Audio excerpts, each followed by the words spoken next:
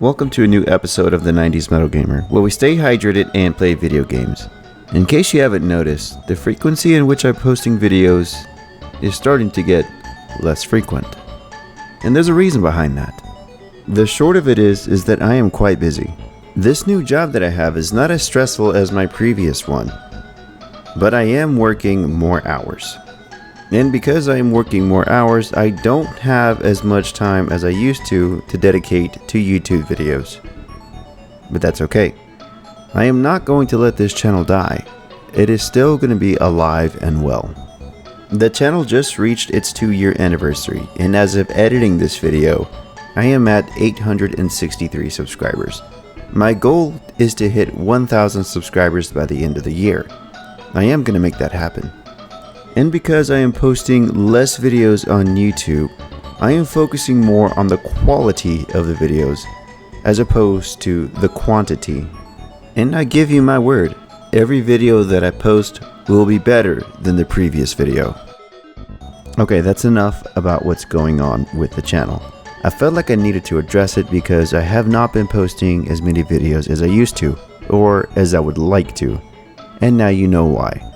Rest assured, the channel is here to stay.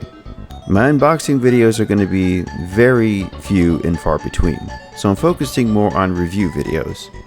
So let's talk about Sonic Frontiers. If you're an OG subscriber to the channel, you have heard me say many times that Sonic will always hold a special place in my heart. And Sonic Frontiers is no different. Sonic Frontiers goes in a wildly different direction than it has with other 3D Sonic games. I'm sure many of you have heard that old saying, if it's not broke, don't fix it. Well, in this case, 3D Sonic games were terribly broken. And for me, Sonic 06 was just completely unplayable. I gave it an inconclusive water score because, well, I was unable to finish the game. That's how badly broken the controls were. This video is not about Sonic 06. This is about Sonic Frontiers. But for 100% transparency, I'm going to make a lot of Sonic 06 comparisons. More so about the quality of life improvements though. During this review of Sonic Frontiers, I'm going to go over the story, the gameplay, the presentation, and the music. And then we'll wrap it all up with a water score. Cue the channel intro. And then the Lord said, I want to see your tiny head.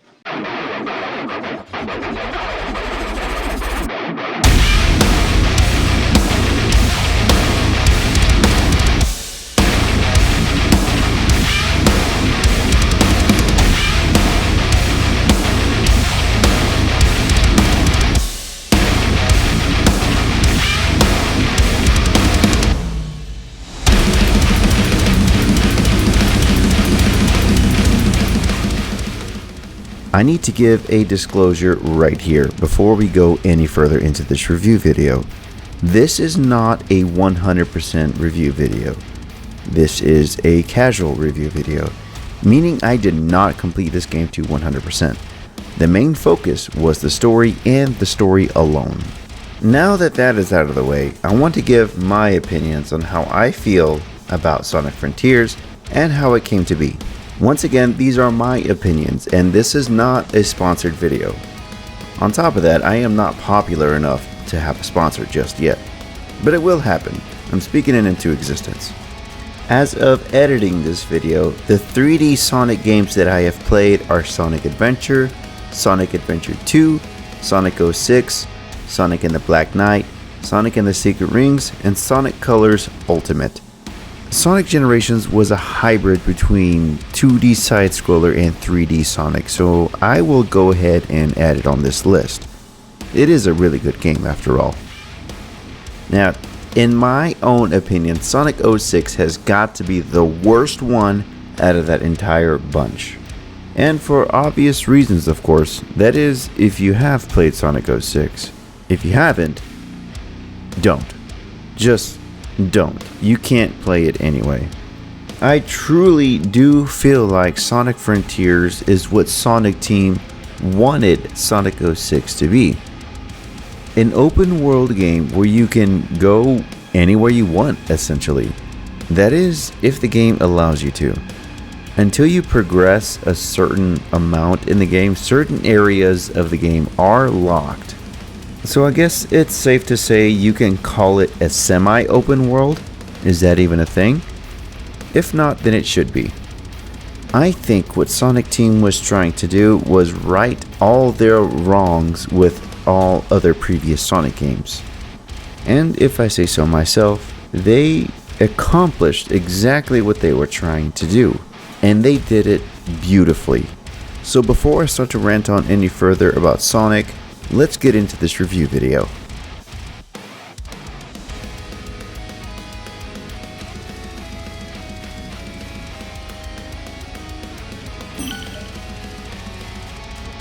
As I mentioned previously, Sonic Frontiers goes in a wildly different direction as opposed to its predecessors. And because I suck at storytelling, I'm going to let the game tell the story for me. Enjoy.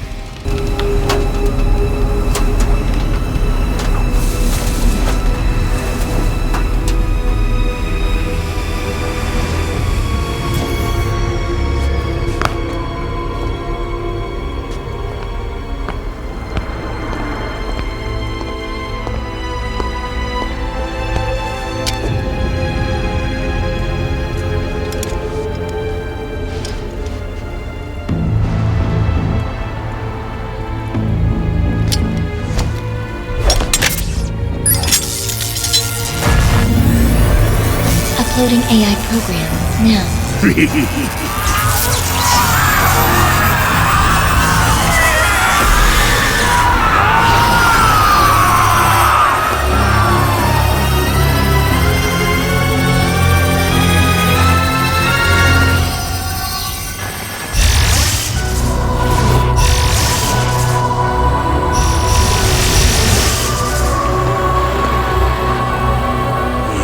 It's all coming online. The ancient secrets will be mine.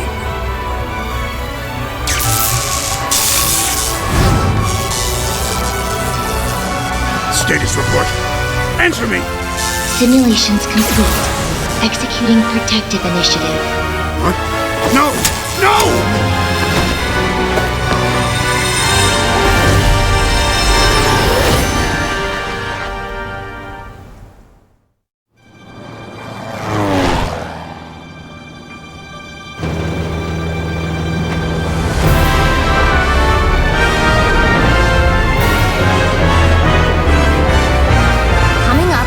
Starfall Islands. How exciting! You tracked the Chaos Emeralds here, right? Let's find out what drew them here.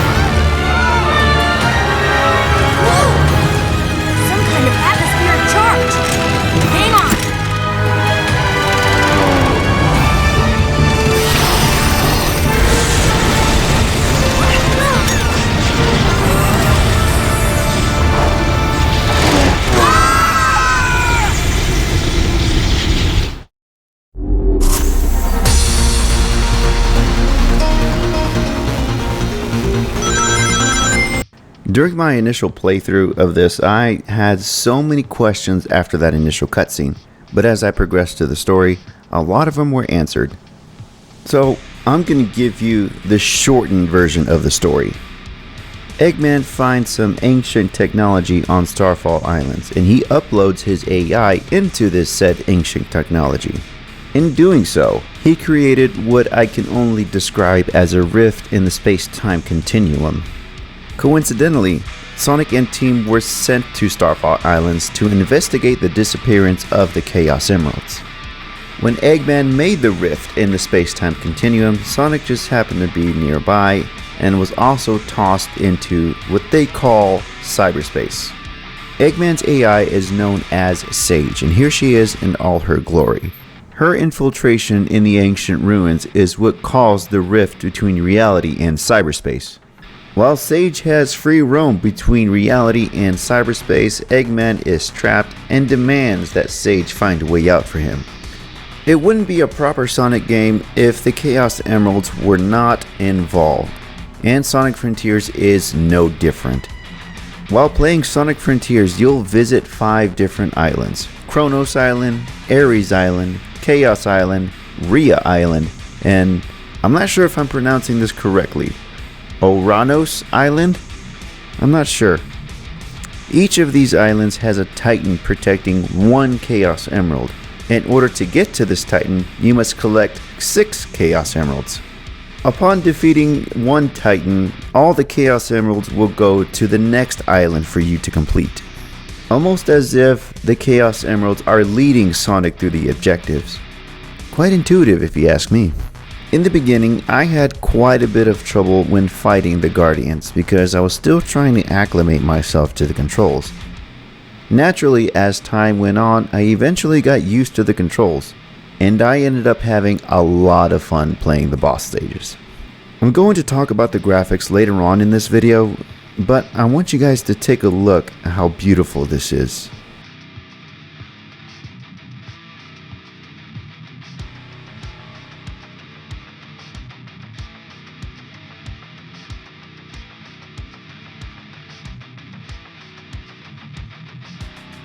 Upon visiting a new island, there will also be a friend that you have to free from cyberspace. In this case, we got Amy.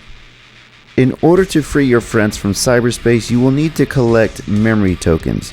These memory tokens are scattered throughout the island and are essential to progressing further in the game. Alongside collecting these memory tokens, you will need to collect keys as well. These keys are also scattered throughout the island, and they can also be collected through cyberspace stages. Each cyberspace stage has its own set of objectives that you need to complete, and how many keys you get is completely determined on how many objectives you complete. And they're all literally the same objectives.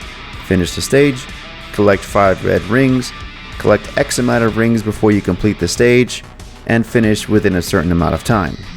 These keys are rather important to the game because you need them in order to unlock the Chaos Emeralds on each island.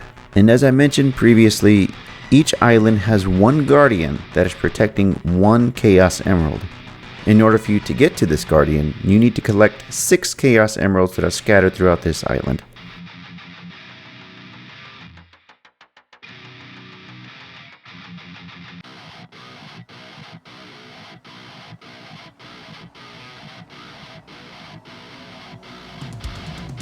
Correct me if I'm wrong, please, but I am quite positive this is the first time that a skill tree has been implemented in any Sonic game. And I have to admit, it is very useful. Upon defeating enemies and finding breakable boxes and whatnot, you will find skill points. Skill points is what allows you to progress your skill tree and unlock further techniques and abilities. Shortly after the release of Sonic Frontiers, there was a lot of talk on the internet on how similar it is to Zelda Breath of the Wild. And if you are thinking the same thing, you wouldn't be wrong in doing so, because I too thought the same thing. It would seem that Sonic Team got inspiration from Breath of the Wild to create this game, and I don't blame them. Breath of the Wild is an absolutely amazing game. Scattered throughout all these islands are the Koco. The Koco are very similar to that of the Korok from Breath of the Wild. If you want to see what they look like, they're rolling around on screen right now. These Koco are very central to the gameplay as well. They are used to increase your ring capacity and your speed. Not only do they increase your stats, but there are also missions where you need to save them in order to unlock a Chaos Emerald. But wait, there is more. You will also have blue seeds of defense and red seeds of power scattered throughout the island. These seeds help you increase your defense and attack power respectively. And you can find them anywhere across the island, and they are well hidden. You just have to look in the right spots. Upon reaching a new island, you will need to progressively reveal your map, and this is done by completing a series of mini-games you can find throughout the game. It is not necessary to complete all these mini-games, but it is extremely helpful because it reveals your map and you can see where you're going. And it will also yield you a seed of power or defense, which you can use to make yourself a little bit more powerful. It's a win-win if you ask me. And because I aim to be 100% transparent on this channel, I have to admit that got boring really quick. I ended up doing the same thing over and over and over again for each island, and I got bored of it really quick.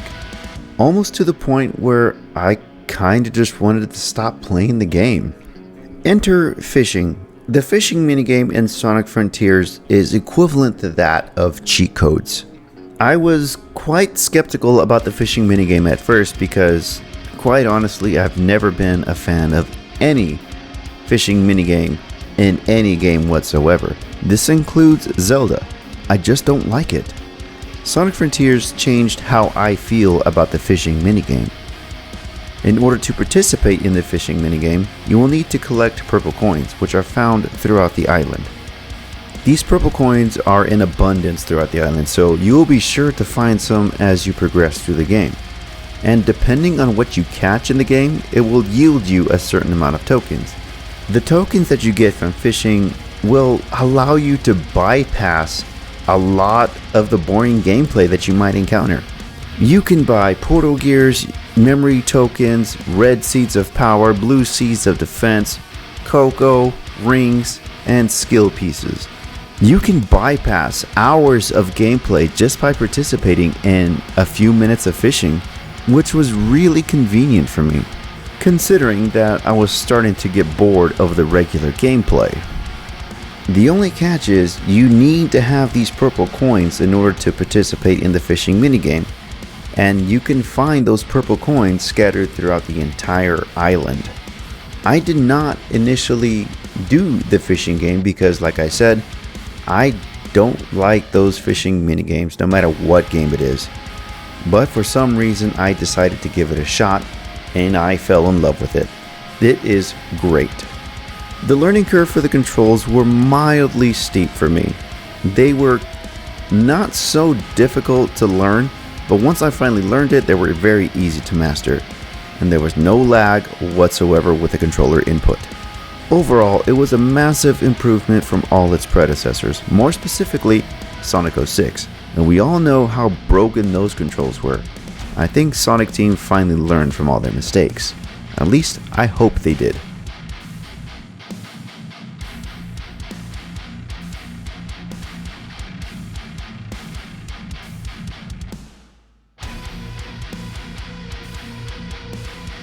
Not that it really matters, but the Sonic Frontiers version that I played was the PS5 version.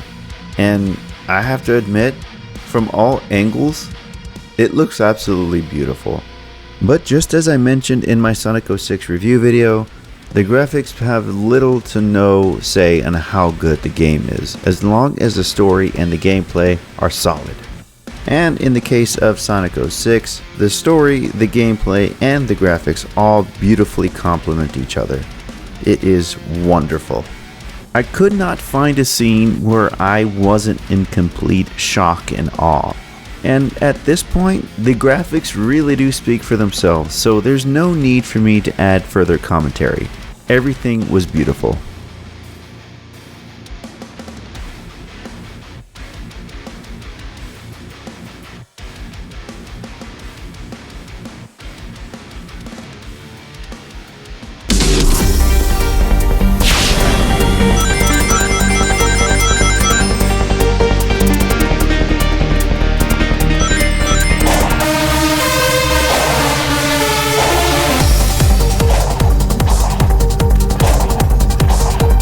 This song right here is my all-time favorite song out of the entire game. I know my channel is called the 90s Metal Gamer, but I also like EDM music too. And this one, I like it so much that I added it to my gym playlist.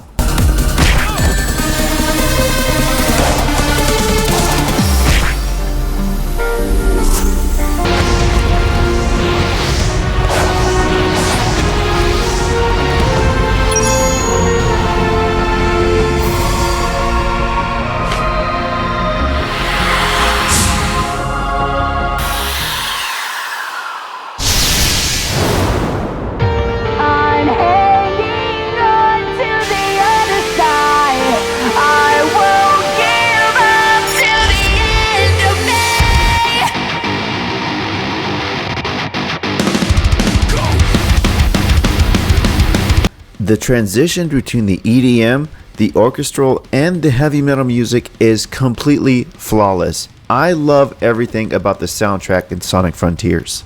Welcome to the mind of a different kind, where we've been growing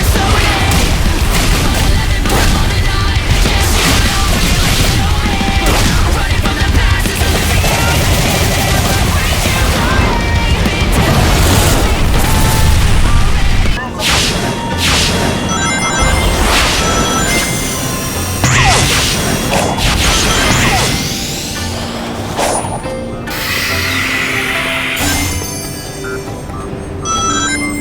And when you're not in battle, you'll have some nice, calming, relaxing music, which I think suits the gameplay very well. Overall, the soundtrack in this game is absolutely phenomenal. I couldn't have done it better myself. My hat's off to you, Sonic Team.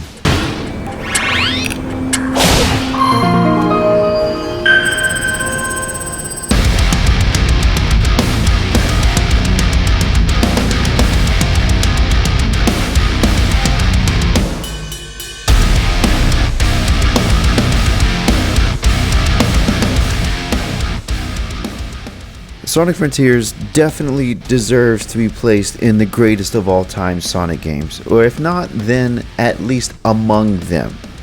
It righted all its wrongs from Sonic 06 and everything else that was bad with other 3D Sonic games.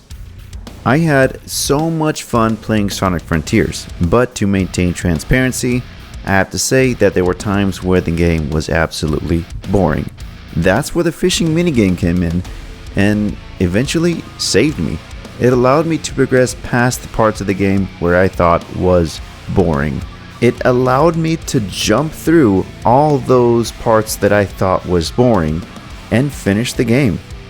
And on top of that, the fishing minigame was really fun. So now I have a new respect for the fishing minigame, no matter what game it is now. I'm gonna give it a shot next time I play a Zelda game. I associate Sonic with the 90s, and I did not get a rush of nostalgia when I was playing Sonic Frontiers, but more of a new respect for Sonic Team, Sega, and the Sonic series itself. And because Sonic Frontiers has reignited my respect for the Sonic series, I will give this game a water score of 5 out of 5 bottles of water. Thank you for watching my video. I truly do appreciate it, and I really do mean that. If you're new here, please consider subscribing to the channel. It would really help me out. I love y'all, stay hydrated, and stay tuned for my next video.